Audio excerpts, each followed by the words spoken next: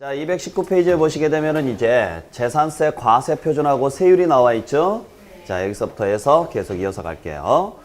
자, 우리가 재산세, 과세 대상, 그리고 납세 용자까지 여러분들 정리해 드렸었고, 자, 지금부터는 재산세를 어떻게 계산할 것이냐에 대한 내용을 정리를 해 드릴 건데, 자, 우리가 세금은 과세 표준에다가 뭘 곱해서 계산을 해요? 세율을 곱해서 계산한다 그랬었죠? 그때 재산세 과세 표준이 무엇이며 세율에는 무엇이 있는가? 자, 이 내용을 지금부터 정리할게요. 자, 우리 재산세 과세 표준이 뭐냐? 재산세 과세 표준은 글자 그대로 6월 1일 현재 재산가액이 과세 표준입니다. 당연히 재산가액이 과세 표준이겠죠. 그죠? 그때 요 재산가액은 어떻게 계산하느냐? 재산가액은 무조건 시가 표준액으로 갑니다. 무슨 금액으로 간다? 시가 표준액으로 가는 거예요. 그럴 수밖에 없는 게 시가 표준액이라는 게 뭐였어요? 시가의 표준이 되는 금액으로서 자, 지방세를 부과하기 위해서 지방자치단체가 임의로 정해놓은 금액을 우리는 뭐라고 한다? 시가 표준액이라고 한다 그랬었죠. 자, 재산세는 신고하는 세금이다. 정부에서 직접 결정해서 고지하는 세금이다. 결정해서 고지하는 세금이죠. 그러니까 정부가 결정해서 고지하기 위해서는 시가 표준액 외에는 다른 걸 사용할 수가 없죠. 그래서 무조건 무슨 금액으로만 계산한다? 시가 표준액으로만 갑니다. 재산세는 굉장히 단순해요. 그냥 시가 표준액이에요. 그것도 어느 날 현재? 6월 1일 시점에 시가 표준액으로 가겠죠? 당연히 재산세니까. 그래서 개인이 소유하고 있던 법인이 소유하고 있던 상관없어요. 무조건 6월 1일 시점에 시가 표준액이 과표입니다. 그래서 우리 시험제 나올 때 법인의 경우에는 법인 장부상의 금액으로 간다. 이런 식으로 문제가 많이 나와요. 무조건 틀려요. 법인이 가지고 있던 개인이 가지고 있던 전부 다 무슨 금액으로 간다? 시가 표준액입니다. 단 토지주택 건축물에 한해서는 그 시가 표준액에 공정시장 가액 비율이라는 걸 곱하도록 돼 있어요. 자, 역시 글자 그대로 가겠습니다. 공정한 시장가액을 반영하기 위한 비율을 말합니다. 그래서 공정한 시장가액을 반영하기 위한 비율이라고 해서 공정시장가액 비율이라고 하고, 현행 공정시장가액 비율은 70%를 기본으로 하되 단 주택에 대해서만 몇 프로를 곱하도록 돼 있느냐? 60%를 곱하도록 돼 있죠. 자, 그래서 대신 선박항공기에 대해서는 공정시장가액 비율 없어요. 그냥 시가 표준액 그대로 사용하는 거예요. 자, 그래서 재산세 과세 표준은 시가 표준액을 기본으로 하되 토지하고 주택하고 건축물에 한해서는 반드시 뭘 곱해야 된다? 공정시장가액 비율을 곱한 금액으로 하도록 돼 있다. 그때 공정시장가액 비율은 몇 프로고요? 70%를 기본으로 하되 주택에 한해서만 몇 프로다? 60%예요. 그러니까 시가 표준액이 1억이에요. 자, 시가 표준액이 1억이라면 토지나 건축물에 대한 과세 표준은 얼마라는 거예요? 7천만 원이라는 거죠. 여기에 몇 프로를 곱해야 되니까? 70%를 곱해야 되니까 7천만 원이라는 거고. 아시겠죠?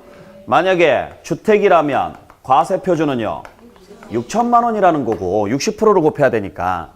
만약에 선박이나 항공기라면 과세 표준은요 그대로 1억이라는 거죠.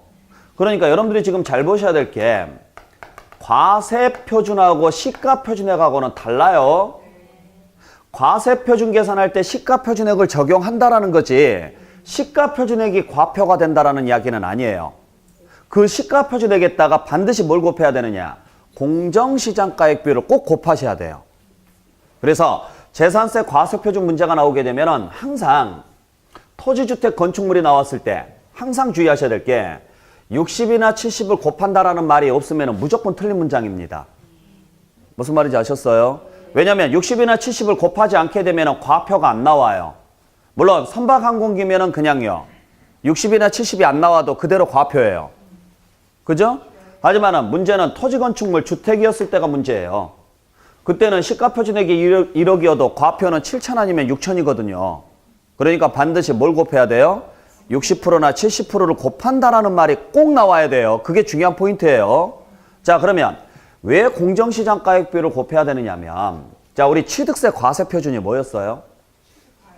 취득 당시 가액이었죠.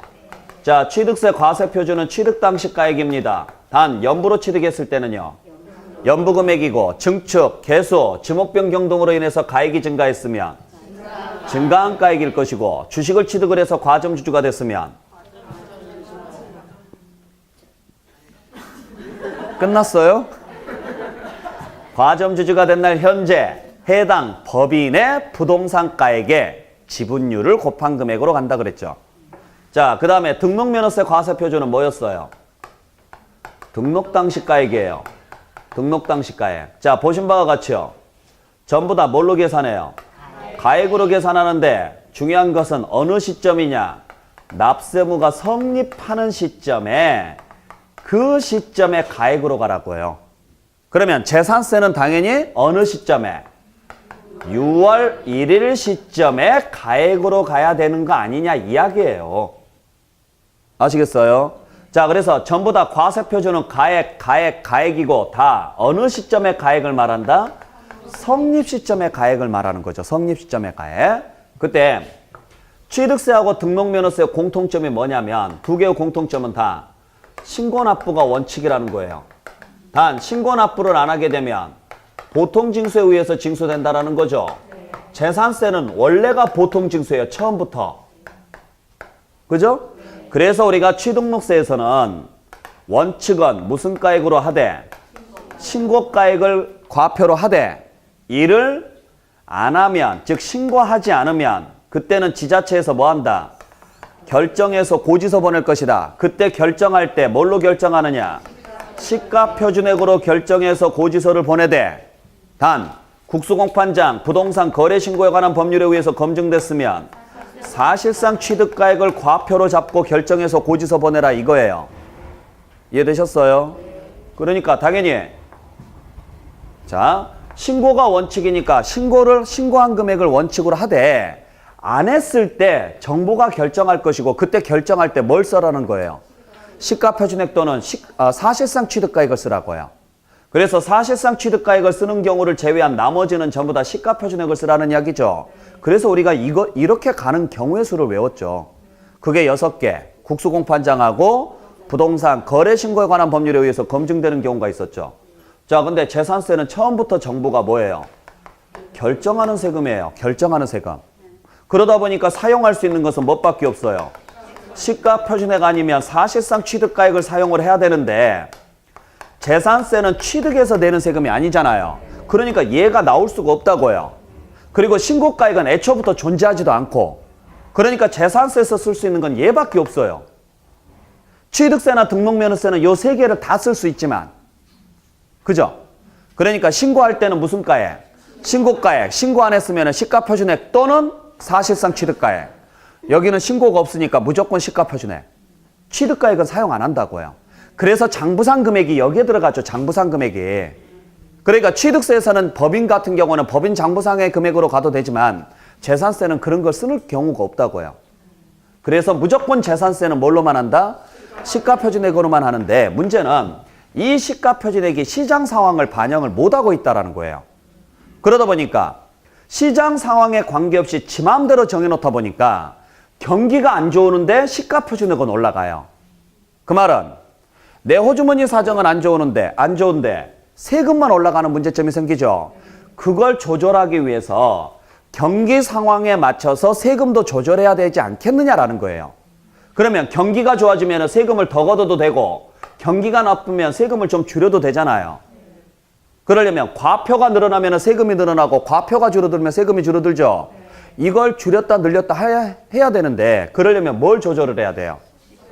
근데 얘를 만약에 늘렸다 줄였다 해버리면 여기가 같이 영향을 받아요.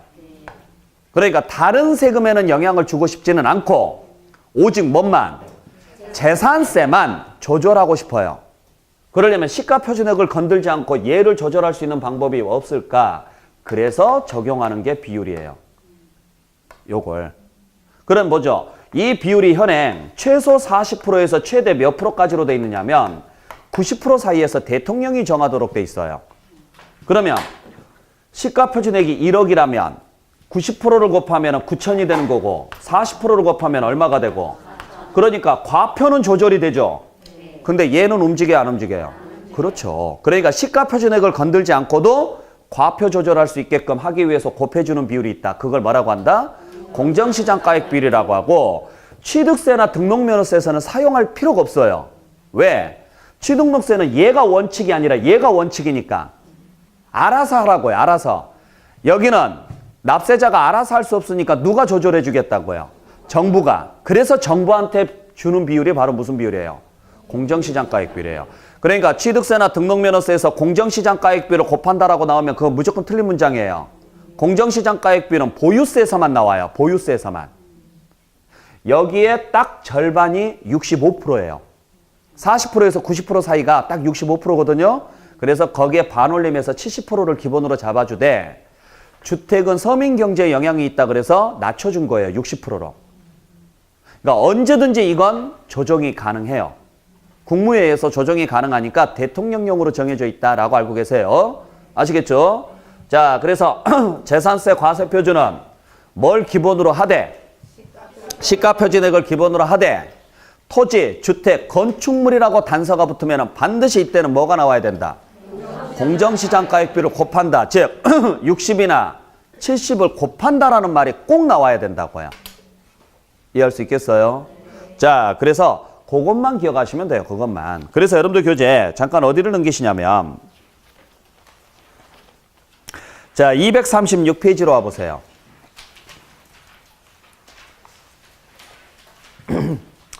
자, 교재 236페이지 보시면 문제 4번이 있죠. 요게 우리가 재산세 과세표준 물어보는 문제거든요. 가장 대표적인 문제인데 자, 일단 뭘 물어보는지는 알고 들어가야 돼요. 아셨어요? 그래서 뭐에다가 일단 동그라미 치고 가야 되느냐? 과세표준에다가 동그라미를 치고 들어가라고요. 뭘 물어보는지는 알아야 그 다음에 뭘 찾을 줄도 알죠. 자, 과세표준을 물어봤어요. 그러면 제일 먼저 확인해야 될 것은요. 물건이 뭐냐예요. 자, 그래서 1번에 봤더니 물건이 뭐예요? 주택이에요. 주택의 동그라미. 그게 단독이냐 공동이냐 그런 거 신경 쓰지 마시고요. 주택의 동그라미. 2번은 뭐예요? 건축물이에요. 건축물의 동그라미. 3번은요? 토지예요. 토지의 동그라미. 4번은? 주택의 동그라미. 5번은? 건축물의 동그라미. 자, 뭘 물어봤는데? 과표를 물어봤는데 고맙게도 토지하고 주택하고 딱 건축물 3개만 나왔습니다. 그러면 이 3개는 무조건 무슨 소린지는 몰라도 60 아니면 70자가 나와야 돼요. 그래서 1번부터 5번 중에 60 아니면 70자가 나와 있는 게 몇 번에가 있어요? 그래서 걔가 답이에요. 얼마나 어려워요. 일단 60이나 70을 곱한다라는 말이 없으면 무조건 틀린 문장이에요. 그러니까 60이나 70이 나와야 돼요. 근데 안타깝게도 하나밖에 안 나왔어요. 그럼 걔가 옳은 문장이라고요. 안 나온 것들은 다 틀린 거예요. 나중에 문제는 이딴 식으로 풀 거예요. 아셨어요? 네. 그렇죠. 왜냐하면 지금 여러분들은 여기에 나오는 목적이 뭐예요? 최대한 빨리 문제를 풀어서 답을 맞춰내는 거예요. 그죠? 아, 여러분들이 이거 재산세를 알아서 뭐 하게 해요? 실무 나가서 하등에 써먹을 데가 없어요. 오직 시험 때문에 배우는 거예요. 그러니까 어떻게 문제를 풀었을 때 가장 답을 확실하게 찾으면서도 효율적으로 찾을 수 있는가를 배우기 위해서 여기 나오신 거잖아요. 그러니까 저도 여러분들한테 딱 그렇게만 설명을 드릴 거예요. 그러니까 나중에 이제 문제풀이 할 때는 알려드리겠지만 아시겠지만 지문은 안 읽어요. 지문은 안 읽고 뭘 물어봤는지 포인트를 잡은 다음에 그 다음에 거기에 필요한 단서들만 찾을 거예요. 자, 과표를 물어봤으니까 물건을 찾아요. 그리고 그 물건이 토지주택 건축물만 나왔으면 뒤에 60 아니면 70만 찾을 거라고요. 안 나와 있으면 틀린 거고 그게 일단 나와 있으면 맞아요. 근데 그게 2개 이상 나와 있다. 그러면 이제 60이 나온 것은 주택인지 아닌지를 볼 거고 70이 나와 있는 건 토지나 건축물인지 아닌지를 볼 거라고요. 그거 맞추면 거의 100% 다 맞춰요. 과표 문제는. 그 이상은 없어요. 아시겠나요? 네. 자, 그렇게 알고 계세요. 자, 그리고 참고로 토지의 시가 표준액이 뭐냐면 개별 공시지가예요. 그러니까 시험 문제에서 토지의 시가 표준액은 하고 물어보면 그냥 뭐라고 하시면 돼요? 개별 공시지가라고 하시면 되는데 토지에 대한 재산세 과세 표준은 하고 물어보죠? 그때는 개별 공시지가로 한다 그러면 틀려요. 개별 공시지가의 70%를 곱한 금액으로 한다 이렇게 나와야 된다고요. 뭘 물어봤다면? 과세 표준을 물어봤다면 70%를 곱한다라고 나와야 되고 그냥 시가 표준액을 물어봤으면 개별 공시지가라고만 하면 되고 아셨어요? 네, 꼭 기억하시기 바랍니다. 나머지는 몰라도 되니까 이거 하나만 기억하게요. 자, 그러면 이제 과표가 계산이 됐으니까 여기에다가 뭘 곱해야 돼요? 세율을 곱해야 되는데 자, 지금부터 제가 여러분들 세율을 정리해 드릴 건데요. 제가 지금부터 정리해 드리는 세율은 외우지도 마시고요. 아셨어요? 절대 외우지 마세요. 여러분들 외워야 될 게 이거 말고도 수두룩해요. 그러니까 하지 말자고요. 어차피 재산세는 세율을 외워서 푸는 게 아니에요. 세율의 몇 가지 특징만 아시면 돼요. 왜냐면 재산세는 여러분들이 계산하는 세금이 아니기 때문에 세율을 외울 필요가 없어요. 반대로 취득세나 소득세는 여러분들이 계산해서 내는 세금이죠. 그러니까 취득세나 소득세는 세율을 외워야 돼요. 나오니까. 근데 재산세는 안 나와요.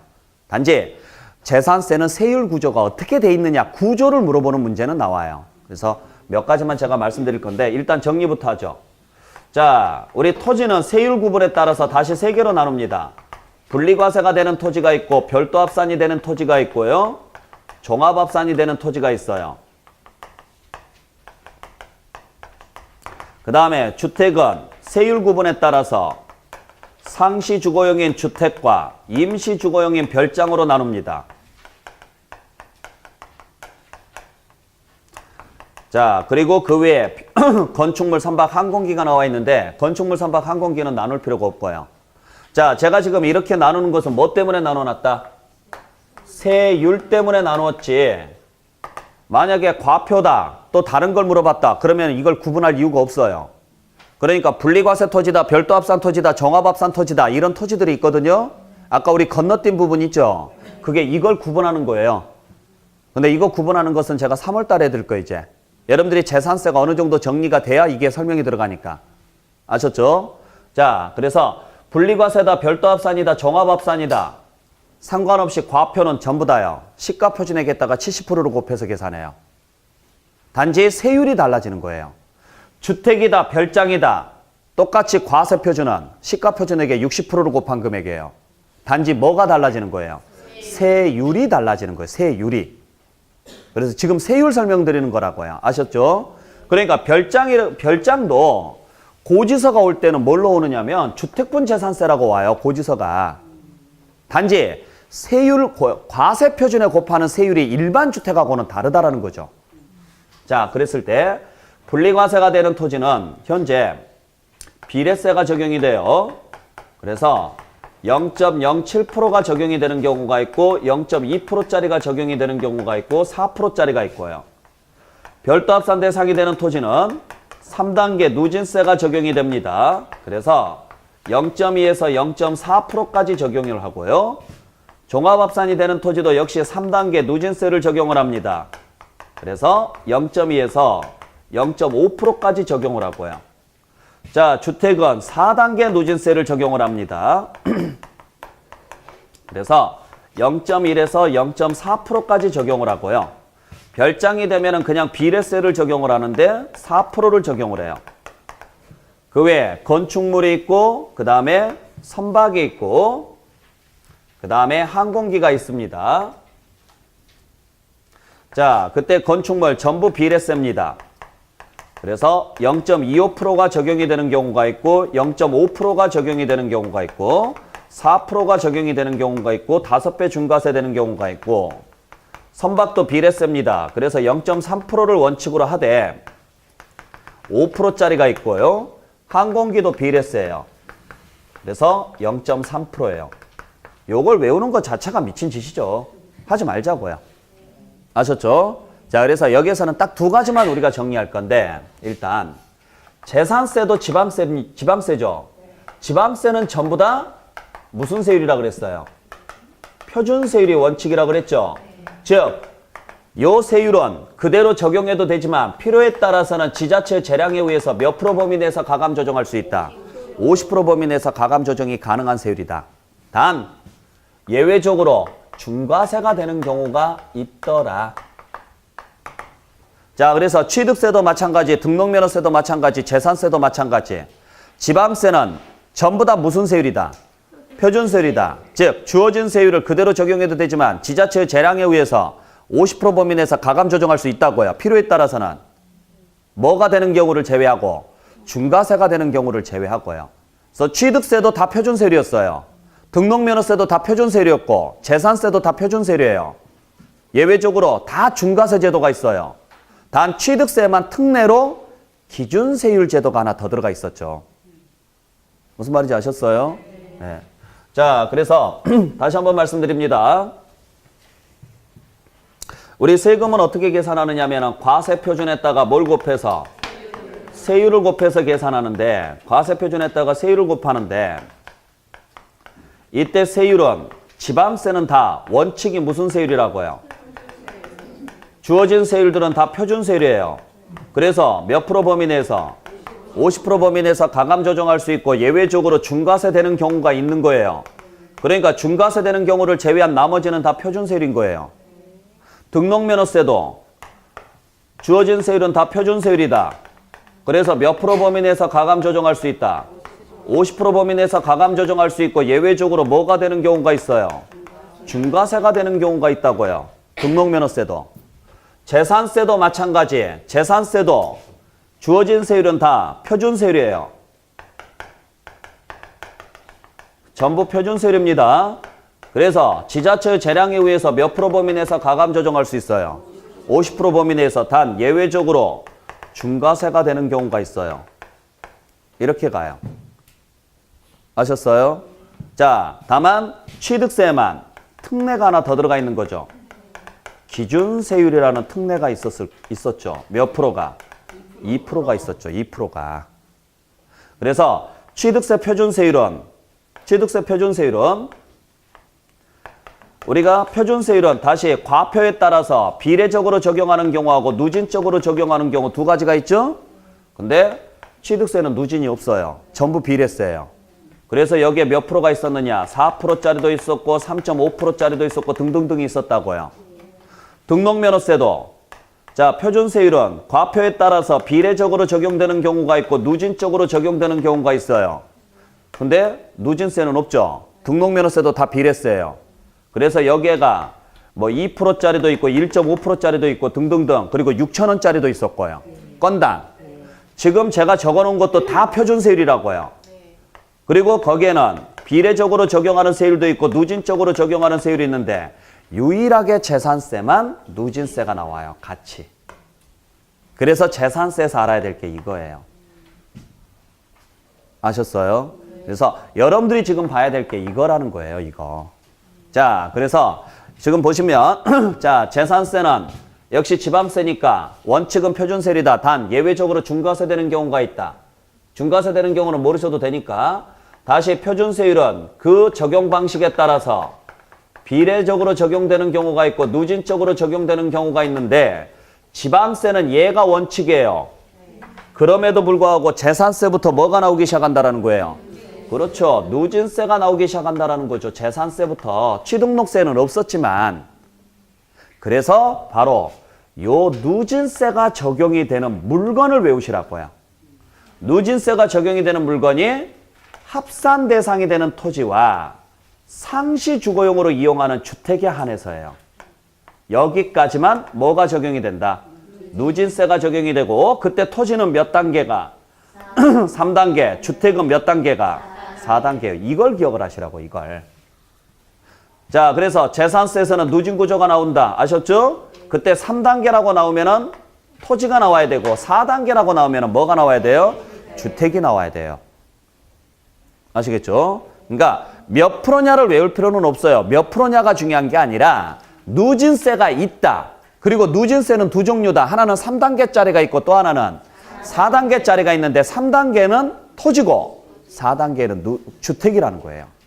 그 외에 건축물, 선박, 항공기에는 안 나온다라는 거예요. 아셨어요? 그래서 여러분들이 잘 보셔야 될 게 과표 계산할 때 공정시장가액비를 곱하는 경우는 3개. 토지, 주택, 건축물까지고 그중에서 누진세가 적용이 되는 것은 토지하고 주택까지만. 물론 토지에서도 제외되는 게 있고 주택에서도 제외되는 게 있지만 일단 토지하고 주택에만 누진구조가 들어간다는 사실. 그리고 토지에 들어가는 누진구조는 몇 단계? 3단계. 주택에 들어가는 것은 4단계예요.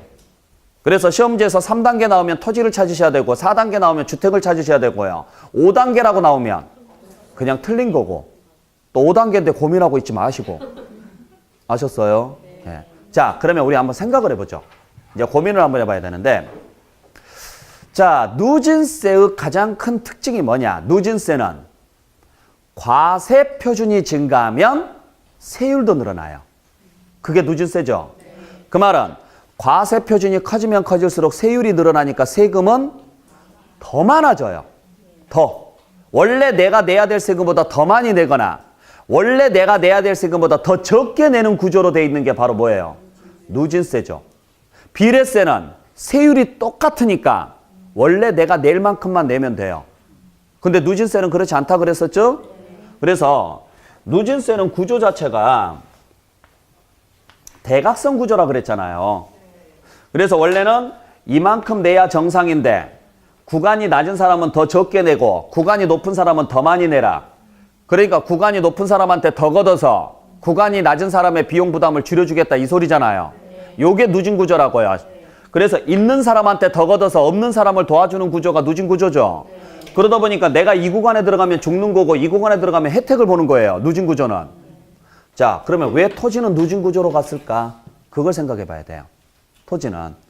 자, 보시면 토지의 기본 특징이 뭐예요? 토지만이 갖는 특징이 부증성이에요. 부증성.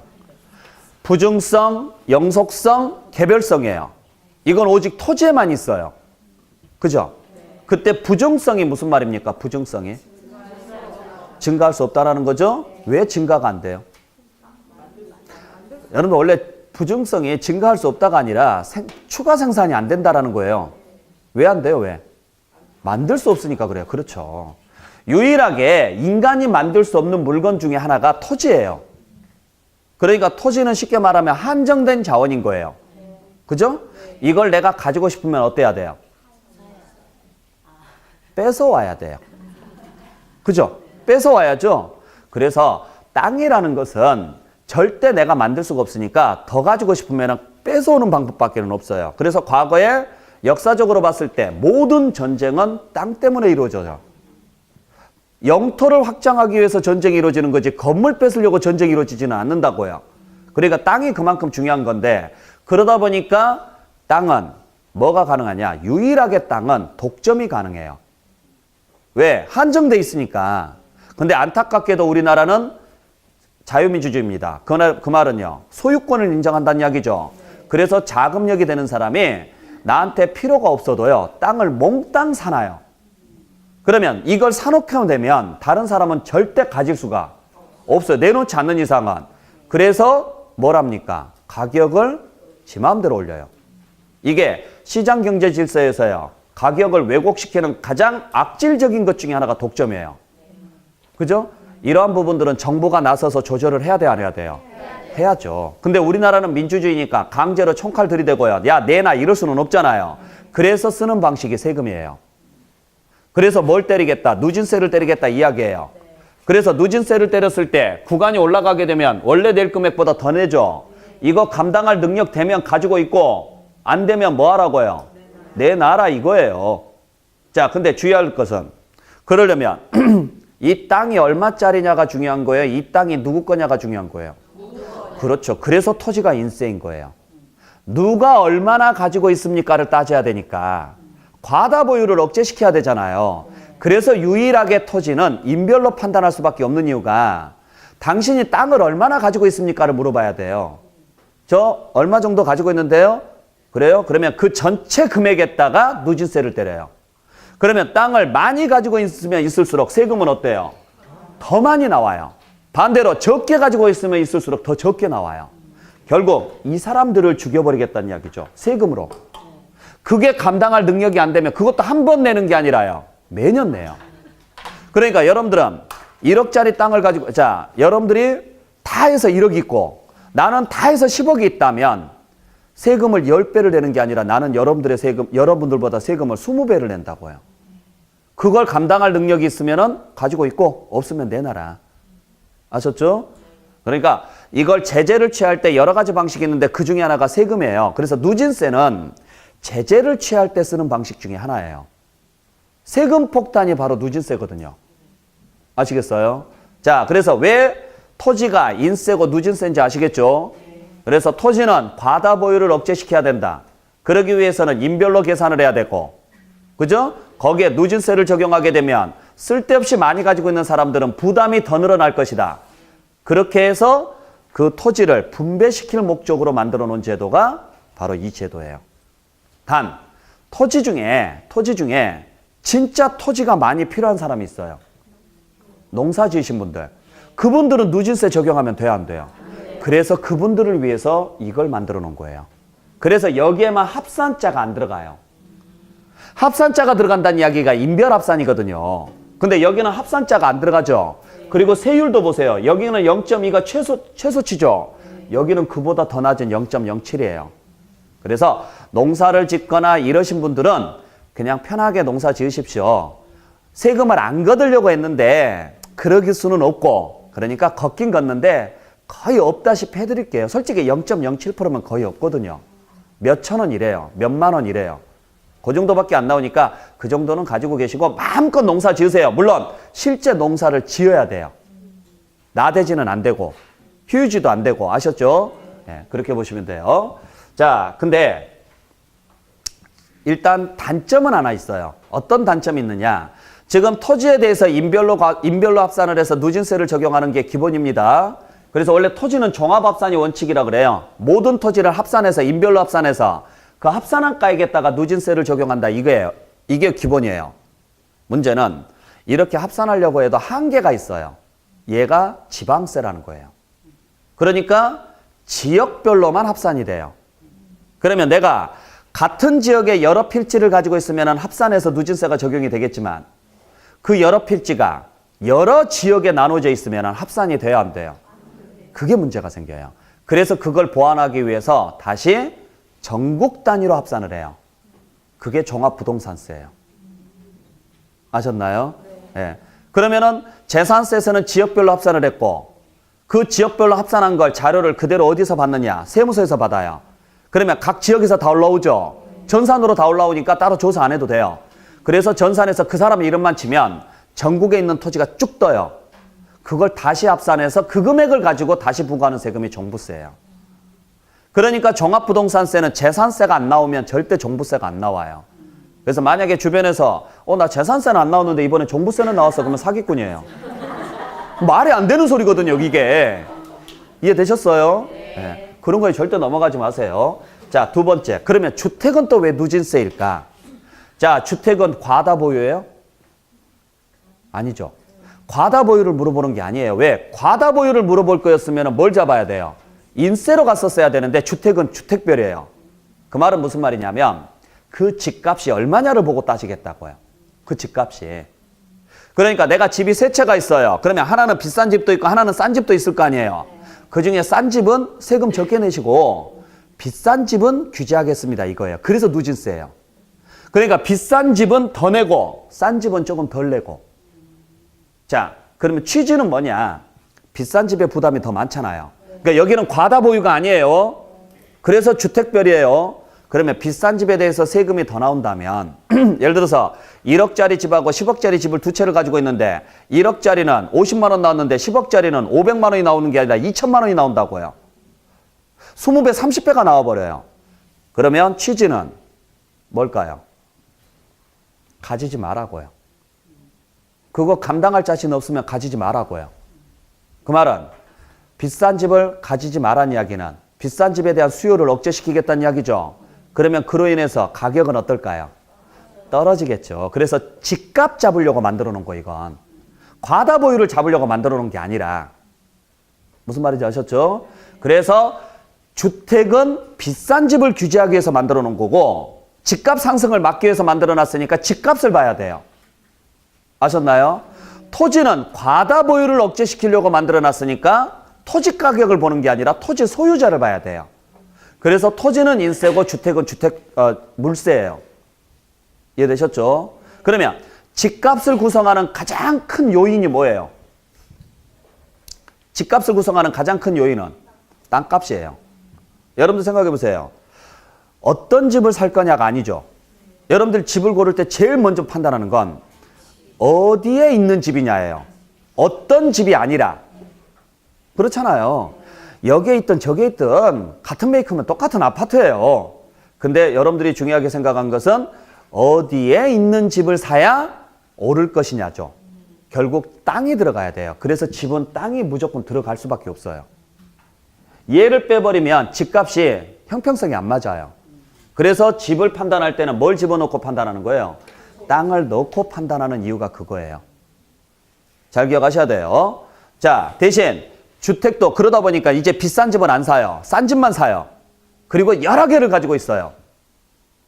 그러면 임대할 목적이 아닌데 여러 채를 가지고 있다면 뭐 할까요? 무슨 목적일까요? 투기 목적이죠. 그래서 이걸 다시 전국 단위로 인별로 합산을 해요. 그래서 종부세에서 다시 부과를 해요. 그래서 우리 종합부동산세 과세 대상이 이거예요. 재산세에서 누진세가 적용이 되는 게 종부세 과세 대상이에요. 아시겠나요? 그러니까 여기서 외워놓으면 종합부동산세는 따로 외울 필요가 없는 거죠. 자, 근데 그래봤자 주택은 최대치가 얼마입니까? 0.4죠. 0.4 가지고 별장 가지고는요 택도 없는 소리예요. 그래서 별장은 그냥 너는 그냥 죽어. 그래서 그냥 4%예요. 금액에 관계없이. 그러면 4%면 0.1하고 비교하면 40배고요. 0.4하고 비교하면 10배예요. 그러니까 최소 10배에서 최대 40배예요. 그러니까 별장은 우리가 뭘 별장이라고 하느냐면 임시주거용이에요. 임시. 주택은 상시고. 그랬을 때 실무적으로 별장은요 구분이 안 됩니다. 그냥 누가 보더라도 별장만 별장이에요. 누가 보더라도 우리 TV에서 나오는 거 그것만. 아셨어요? 그냥 우리가 요즘 도시에다가 집을 두세 채 가지고 있는 사람들이 세컨하우스로 가지고 있는 사람들도 많이 있어요. 요즘 많이 있죠. 원래 세컨하우스도 뭐냐면 별장이에요. 따지고 보면.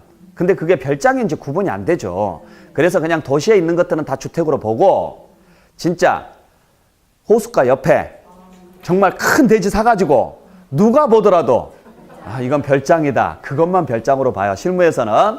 자, 그러한 것들을 가지고 있다. 솔직히 그건 과시용이잖아요. 그걸 가지고 있다는 것은 세금을 얼마를 때려도 감당할 자신이 있으니까 가지는 거예요. 그래서 거기에 대해서는 세금을 엄청 때리는 거예요.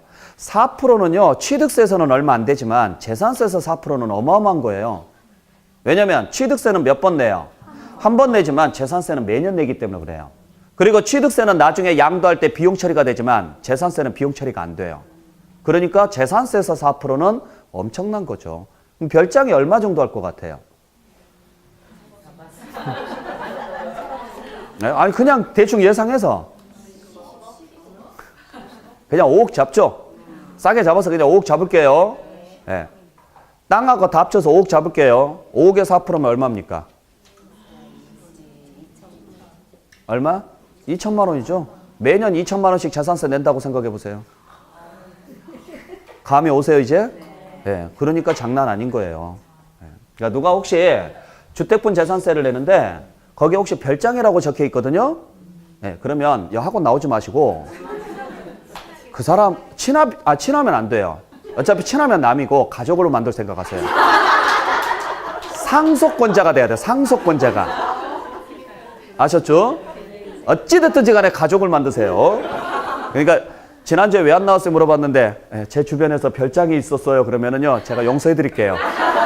그 사람의 동선을 파악을 해서 내가 어디서 잡아뜨릴 건가 그걸 고민하셔야 돼요. 아시겠죠? 자, 그러면 건축물을 보세요. 자, 건축물은 누진세가 없어요. 왜 없을까? 이제 이거 생각해 봐야 되는데 자, 우리가 여기에 있는 모든 건물들 중에 집을 싹 빼고 남은 건물은 다 뭐예요? 상가예요. 상가 다. 그렇죠? 네. 건물 중에서 집을 다 빼요. 그러면 남아있는 건 다 상가예요. 상가는 사업용이죠. 사업하는데 누진세 적용하면 사업하지 말란 소리예요. 그래서 건축물부터는 누진 구조가 아예 없어요. 그러니까 그냥 간단하게 정리하면 이거예요. 투기 대상 부동산만 누진세가 있어요. 우리가 부동산에서 투기 대상은 땅하고 집이죠.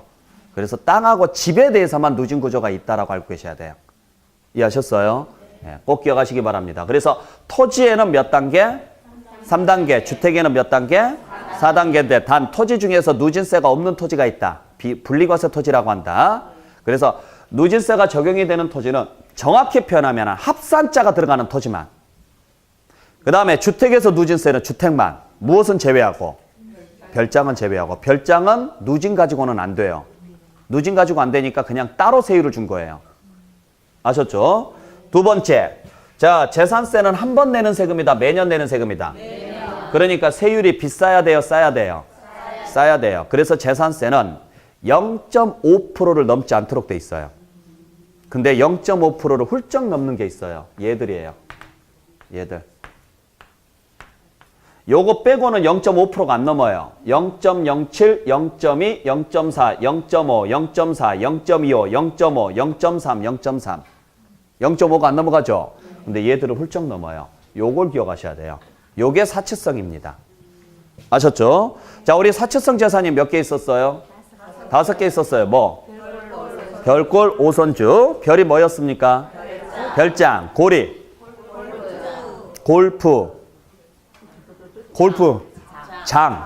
골프장. 길게 가지 마시고, 골프 연습장 요땅 가지 마시고, 골프 회원권 요땅 가지 마시고, 짧게 가세요. 골프장, 오가, 고급, 오락장, 선임, 고급 선박, 주가, 고급 주택. 몇 개? 5개. 그래서 취득세에서 몇 배? 5배 중과세예요. 5개니까. 자, 재산세로 오는 순간 마지막 걸 빼세요. 몇 개? 그래서 4%예요. 4개니까 4%라고요. 그리고 마지막 거 빼세요. 마지막 게 뭐예요? 고급주택이에요. 재산세에서는 고급주택은 사치성이 아니에요. 그러니까 재산세에서 사치성은 4개예요. 별골, 오선까지예요. 그래서 몇 개? 4개니까 몇 프로? 4%로 하되 고급 선박만 5%로 가요. 1% 추가해서. 그러니까 4, 4, 4, 5예요. 취득세에서는 몇 개? 5개니까 5배. 재산세에서는 마지막 걸 빼시라고요. 그래서 몇 개? 4개니까 4%대. 마지막 것만 5%로 가시라고요. 고급 선박만. 딱 그렇게만 외우시면 돼요. 아셨어요? 그래서 재산세에서 제일 비싼 게 고급 선박이에요. 고급 선박. 요트죠? 네, 이러한 것들이라고 여러분 보시면 돼요. 자, 그래서 요 2가지만 기억하시기 바랍니다. 다시 한번 정리합니다. 자, 재산세 세율은 지방세 세율로서 재산세 세율은 표준세율과 중과세율 구조로 돼 있고, 그때 표준세율은 다시 비례세와 누진세 구조로 돼 있다. 그때 누진세가 적용이 되는 것은 토지하고 주택에 한해서다. 아셨죠? 그때 토지는 몇 단계고? 3단계고 주택은 4단계다. 두 번째, 재산세에서 사치성 재산이 몇 개 있다? 4개 있다. 별, 골, 오, 선까지만 사치성이다. 그렇기 때문에 4개니까 4%로 하되 고급 선박만 5%고, 고급 주택은 사치성이다 아니다? 아니다. 고급 주택은 그냥 주택으로 봐라. 그러니까 고급자 빼고 들어가시면 돼요. 그냥. 그러니까 그냥 주택이에요. 아셨죠? 그 2가지만 여러분들 기억해 주시면 되고, 여기에 추가해서 자, 우리가 여기에 있는 것들은 요 5배짜리 얘를 빼고는 얘만 중과세입니다. 얘를 빼고는 나머지는 다 표준세율이에요. 그리고 표준세율은 지자체 재량에 의해서 몇 프로 범위 내에서 가감 조정이 가능해요? 50% 범위 내에서 가감 조정이 가능한데, 그 50%는 올해만 적용하느냐 내년에도 적용하느냐? 가감 조정한 부분은 올해만 적용합니다. 그래서 언제만 적용하느냐? 해당 연도에만 적용해요. 당연한 이야기죠. 오늘 자, 우리도 마찬가지죠. 지난번에도 말씀드렸다시피 우리 수업 시간도 정해져 있다. 하지만 필요에 따라서는 제가 수업 시간을 늘릴 수도 있고 줄일 수도 있다. 그건 제 재량이라고요. 근데 오늘 수업을 조금 더 했다고 해서 다음 시간에도 더 한다라는 보장은 없다라는 거예요. 오늘 필요한 만큼이 있었기 때문에 조금 더 한 거예요. 그럼 다음 시간에는요, 조금 더 일찍 끝낼 수도 있고 정시에 끝낼 수도 있다라는 거예요. 그러니까 오늘 더 했으니까 다음 시간도 더 해야 되고 그 다음 시간도 더 해야 된다, 이게 아니라는 거예요. 세금도 마찬가지예요. 올해는 사정이 있어서 탄력률을 적용했지만 내년에도 적용한다라는 보장은 없다고요. 그러니까 언제만 적용한다? 그 해당 연도에만. 자, 그래서 여러분들 교재 보시게 되면은 220페이지에 자, 세율 나와 있죠? 자, 거기에 양가로 1번에 보시면 재산세 세율은 과세 물건별로 각각 다르게 규정하고 있으며 누진세율과 비례세율 구조로 돼 있다. 그래서 이제 누진세하고 비례세 두 개 다 나오네요. 두 번째, 지방자치단체의장은 특별한 재정 수요나 재해 등의 발생으로 재산세 세율 조정이 불가피하다고 인정되는 경우 조례로 정하는 바에 따라서 얼마 범위 내에서 100분의 50 범위 안에서 가감할 수 있다. 아셨죠? 그리고 단서조항에 붙었습니다. 그 가감한 세율은 언제만? 해당 연도에만 적용한다. 꼭 시험 문제에서는 다음 연도까지 적용한다, 5년간 적용한다, 이딴 식으로 나와요. 다 틀린 문장. 아셨죠? 그 다음에 세 번째, 같은 물건에 대해서 둘 이상의 세율이 적용이 되면 무슨 세율을 적용해라? 높은. 낮은, 꼭 시험 문제에서는 낮은이라고 나와요. 낮은 거 아니에요. 높은 것. 네. 자, 그래서 우리가 주거용 부동산은 주택이니까 원래대로 간다 그러면 0.1에서 0.4%까지 적용해야 되거든요. 아셨죠? 근데 이게 임시용이면 세율이 하나 더 주어지는 거죠. 4%가. 그러면 임시주거용 부동산은 별장이잖아요. 기본 세율이 0.1에서 0.4까지인데 몇 프로가 하나 더 있는 거예요. 그러면 이 둘 중에 어떤 걸 적용하느냐? 그냥 얘를 적용한다고 이거 적용 안 하고. 그래서 4%인 거예요. 그래서 하나의 자산에 둘 이상의 세율이 적용이 되면 그 중에 어떤 세율로 가라? 높은 세율로 가라. 그 이야기입니다. 자, 그래서 그 정도만 정리해 주시면 되고, 그 외에 이제 표준 세율부터 해서 쭉 나와 있죠? 이건 칠판에 정리했어요. 그러니까 따로 여기는 안 읽어봐도 돼요. 그리고 그 내용이 223페이지에 표로 다시 정리되어 있으니까 여러분들 확인해 주시고요. 아셨죠? 자, 그러면 우리가 과세 표준에다가 뭐까지 곱했어요? 세율까지 곱했습니다. 그러면은 뭐가 나옵니까? 산출세액이 나오죠. 자, 산출세액이 나올 것이고, 이 산출세액을 가지고 최종적으로 뭘 구하느냐? 납부할세액을 구해요. 그때 이 납부할세액은 누가 계산해서? 정부가 결정을 해서 뭘로 보낸다? 고지서로 보낸다. 이렇게 고지서로 보내서 징수하는 것을 무슨 징수라고 한다? 보통징수라고 하죠. 그죠? 자, 그랬을 때 요 산출세액을 계산할 때, 요 세액 계산할 때 과세 표준에다가 세율 곱해서 계산하면 되죠. 그때 주의하셔야 될 게, 만약에 이 물건이 도시 지역에 들어가 있으면은요, 도시 지역분이라는 세금을 하나 더 계산하셔야 돼요. 따로. 자, 글자 그대로 해석하시면 됩니다. 어디에 들어가 있었을 때요?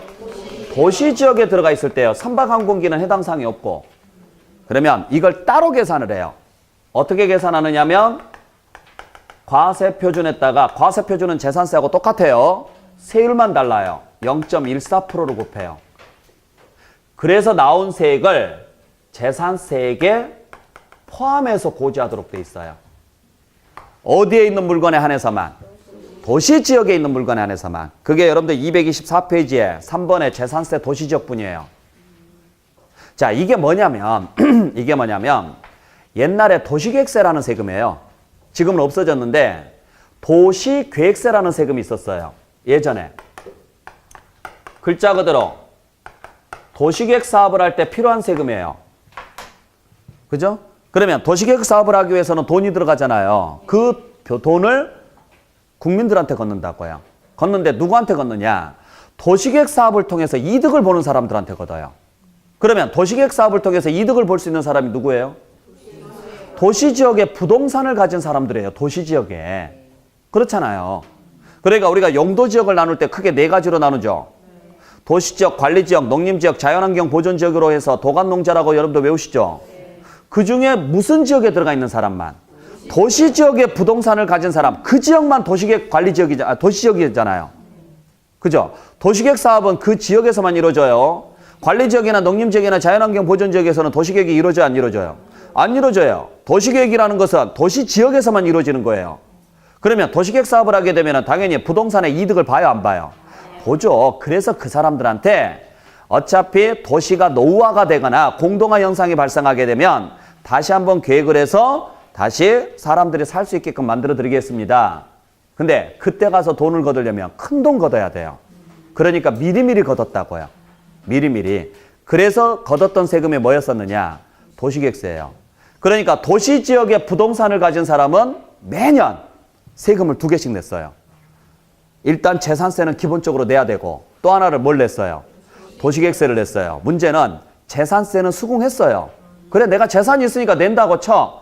근데 왜 내가 도시계획세를 내야 되는데 이래요? 왜?